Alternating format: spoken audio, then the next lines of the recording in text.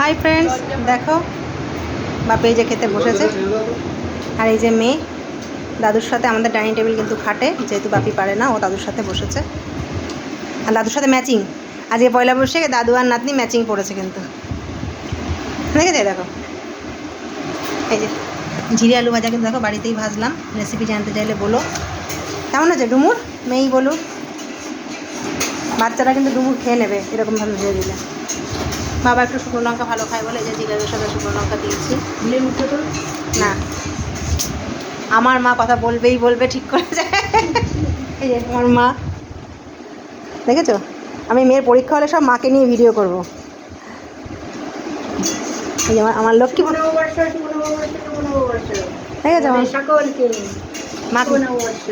মা কিন্তু শুভ নববর্ষ বললো। দিদি আমাকে হেল্প করেই যাচ্ছে, করেই যা। দিদিকে বসতে বলছি, দিদি বসছে না। তো যাই হোক, আলু ভাজার এইটুকু আছে, আর এই যে হতে থাক। এটা ছোটোর জন্য এই যে বাদাম আনি আলাদা করে ভেজে রেখেছি। তো চলো এখনের জন্য, এই যে আমি বিধ্বস্ত, আমি কোন দিক। তো চলো টাটা।